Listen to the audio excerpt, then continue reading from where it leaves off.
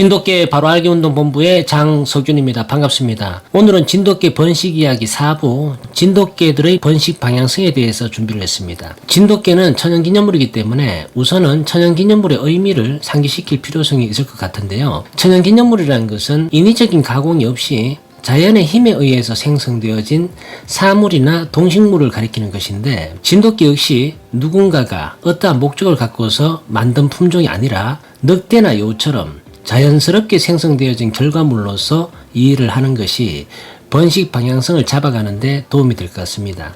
번식을 한다는 것은 여러 가지 목적이 있겠지만 천연기념물 진돗개를 번식하는 행위는 동물문화재로서의 가치를 보호하자는 데 의미가 있다고 생각을 합니다. 문제는 진도 경계에 번식을 한다는 의미는 본래의 것을 가공해서 인간들이 목적한 방향성에 따라서 만든다라는 의미가 있는 것 같은데요. 이것은 서양에서 도입된 번식 개념이라고 볼 수 있고, 서구인들은 오래전부터 개들 본래의 모습을 번식 기술을 이용해서 인간들이 원하는 모습으로 만들기 시작을 했는데, 바세타운드라는 품종은 척추의 길이는 그대로 두되 네 다리는 코모도 도마뱀을 연상하듯 극단적으로 짧게 만들었고, 피부 가죽은 쭈글쭈글하게 만들었으며 귀는 개들의 의지로 자유롭게 움직일 수 없을 만큼 크게 만들어서 희소성을 높이는데 성공을 했습니다.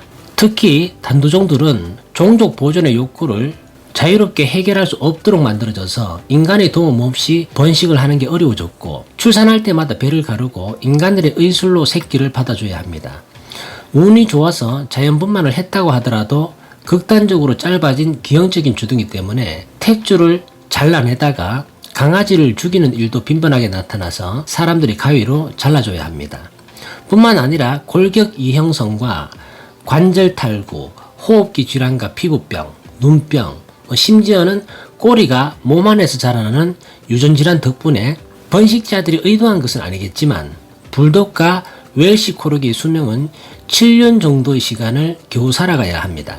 우리는 현재 그들이 만든 야만적인 애견 문화를 비판하는 것이 아니라 그러한 품종들을 귀하게 여기고 비싼 값에 거래되는 것을 수용을 했고, 품종들의 형질이 찌그러지고 비정상적인 몸으로 살아가는 것을 보면서도 재밌다고 즐기는 사람들을 보면 저급한 애견 문화에 충실하게 동화되어 있다는 것을 실감하게 됩니다. 서양의 야만적인 애견 문화는 미의 기준까지 바꿔버렸다고도 해석할 수가 있는데, 기존에는 아름다움의 기준을 본래의 역할에 충실한 개들의 모습을 가리켰다면, 서양의 애견 문화는 본래의 개들의 모습을 번식 기술로서 괴기스럽고 기형적으로 만들어 놓고 그것을 견종 표준이라는 이름으로 성화시켜서 아름다움의 기준까지 바꿔버린 것입니다. 서양인들이 만든 품종들을 키우고 즐기는 것은 개인들의 자유의지여서 존중을 하겠지만, 불독, 패키니즈, 퍼그, 프렌치 불독과 같은 품종들을 키우고자 하실 때에 고민해봐야 하는 것은 미래에 아플 것이 예정되어 있다는 것입니다. 구체적인 예로 저희 누님께서 푸들 2마리를 13년째 가족처럼 보살피고 계시는데, 어느 순간부터 소화기 이상, 피부병, 관절 이형성으로 인한 관절 탈구 등의 유전질환과 질병으로 수술비와 치료비 약간만 2천만 원 정도를 쓰셨는데, 개들을 집안으로 들이는 순간 가족이 되기 때문에 개들이 아플 걸 알면서도 받아들이는 것에 대해서는 심사숙고가 필요할 듯 합니다. 서양인들이 만든 품종들에 비해서 진돗개들은 유전적 질환이 없을 뿐만 아니라 질병이나 바이러스에 대한 면역력도 높고 생존 의지도 매우 강한 우수한 견종이고, 평균 수명도 단두종들에 비해서 2배 이상입니다. 그럼에도 불구하고 진돗개 동호인들은 개들이 너무 건강하게 오래 사는 게 부담스러운지 이런 장점들에 대해서는 자긍심을 높이지도 못하고 홍보할 필요성도 못 느끼는 것 같습니다.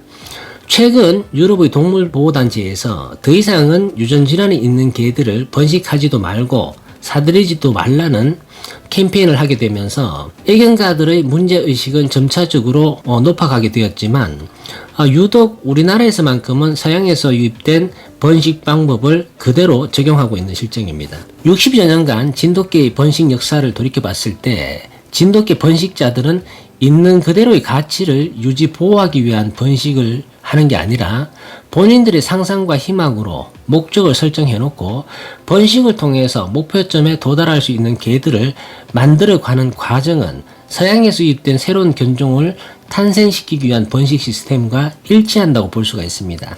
제가 그렇게 생각하는 이유는 천연기념물로 등록될 시점에 진도섬에 살았던 보편적인 진돗개들의 모습과 현재 동호인들이 알고 있는 진돗개들의 모습은 현실적으로 다르다는 것이 입증되고 있기 때문입니다. 본래 이것을 번식을 통해서 새롭게 만드는 것은 우리들도 할 수 있고 결과물로서도 입증을 했지만 번식의 역사를 돌이켜보면 본래 이것을 온전하게 지켜지는 그런 번식은 단 한 번도 없었던 것 같습니다. 가까운 호주에서는 딩고의 생태를 보호하기 위해서 수천 킬로가 넘는 펜스를 쳐서 딩고의 존재를 인정하고 그들이 살아가는 생태 환경을 보호하려고 노력하는 것을 보면 진돗개를 좋아하는 사람으로서 호주인들의 의식이 부럽기만 합니다. 호주민들과 비교를 해봤을 때 우리는 천연기념물인 진돗개를 보호한다고 하지만 진도섬에는 진돗개 번식 공장만 가득 차 있을 뿐이어서 부끄러운 마음이 드는 것은 저 혼자만의 생각은 아닌 것 같습니다. 번식을 통해서 새롭게 만들어야만 높은 가치를 부여할 수 있는 것들이 있고 본래의 것을 지켜야만 가치가 인정되는 경우가 있는데 진돗개는 후자 쪽이라고 생각을 합니다. 진돗개는 1938년도에 천연기념물로 지정되었고 1962년도에 또다시 천연기념물로 지정이 되었지만 우리는 이 부분을 너무나 간과하고 있습니다. 차이가 가치를 만들어내고 차이가 없으면 가치를 부여할 수 없습니다. 진돗개의 가치를 보호하고 높이기 위해서는 서양의 품종들과 차이점을 부각시켜야 합니다. 만들어진 결과물로서 가치를 평가하기도 하지만 견종을 번식하는 과정과 시스템에 의해서 결과물들이 탄생되기 때문에 우리는 서양에서 해왔던 번식 방법과는 다르게 차이를 만들어낼 필요성이 있습니다.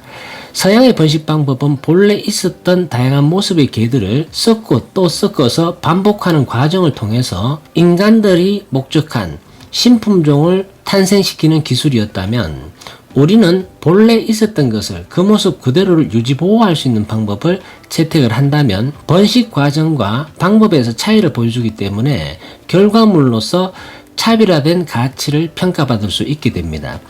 저는 현 시점부터라도 진돗개 동호인들 스스로가 우리들만의 애견 문화와 질서를 만들어 가야 한다고 생각합니다.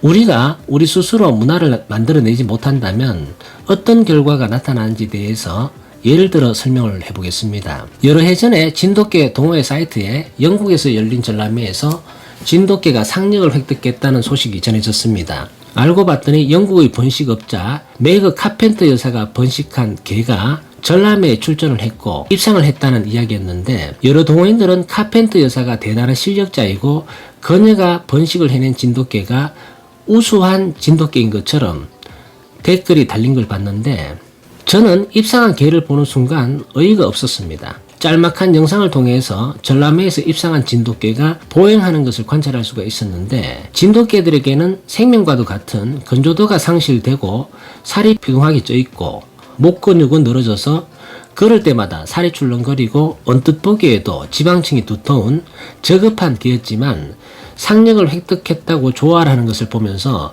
실소를 금치 못했습니다. 가만히 생각해보면은 대회 장소가 영국인데다가 심사위원도 영국 사람이고 개를 만든 사람도 영국 사람, 출전을 시킨 것도 영국 사람, 상을 준 사람도 영국 사람, 상을 받은 사람도 영국 사람이었고 보도 자료를 만든 것도 영국 사람인데 그것을 칭찬하는 사람은 한국에 사는 진돗개 동호인들이었던 것입니다. 수년 전에 영국 브리스톨에서 품종사육사로 일하는 60대 중반의 매그 카펜터 여사에게 삼성 에버랜드와 진도군청이 합작해서 세계적으로 권위가 있는 영국 캔넬 클럽의 진돗개를 품종 등록하는 일을 추진하는 걸 의뢰를 했습니다. 캔넬 클럽에 견종을 등록시키기 위해서는 그들이 만들어 놓은 규칙을 따라야 하는데 4, 5대에 걸쳐서 번식을 한 개체들의 형질적 일관성을 검증받는 절차를 거쳐야 하는 것입니다. 이러한 일들을 카펜터 여사에게 맡겼던 것인데 영국의 킹덤 캔넬 클럽에 진돗개가 품종으로 등록이 되면 진돗개를 세계인들에게 알리는 데는 홍보 효과도 있고 진돗개 판매 루트를 개척하는 데 도움이 될 수가 있겠지만 저는 진돗개의 가치는 그렇게 한다고 해서 높아지는 것은 아니라고 생각합니다. 저는 처음부터 발상이 잘못되었다고 생각을 하는데요.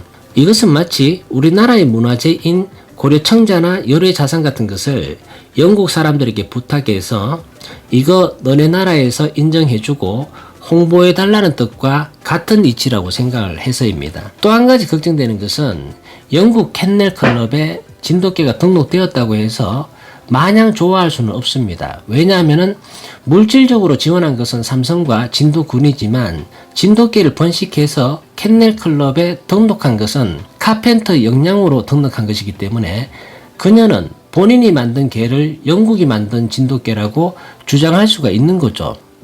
여러분들도 아시다시피 아키다라는 품종은 일본을 대표하는 품종이고 천연기념물입니다.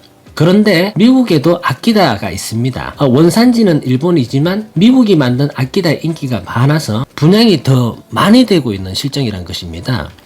우리는 여기서 교훈을 얻어야 하는 것인데 우리가 우리 것에 대한 자긍심을 갖고 지켜내지 못한다면 우리가 아끼고 소중하게 생각하는 문화재를 눈 뜨고도 도둑맞는 일이 실제 벌어질 수 있다는 이야기입니다. 최근 보도 자료를 보면 우리나라의 한복을 중국인들은 자기 나라 고유의 의복이라고 주장을 하고 우리나라 사람들이 즐겨 먹는 김치를 자기 나라의 고유 음식이라고 우기는 중국인들의 사례를 봤을 때 미국 아키다처럼 영국 진돗개가 탄생되는 것도 시간 문제일 것 같습니다. 제가 할 말은 많지만 오늘은 여기까지만 하겠습니다. 동원 여러분 긴 시간 고생하셨고요. 즐거운 애견생활 되십시오. 감사합니다.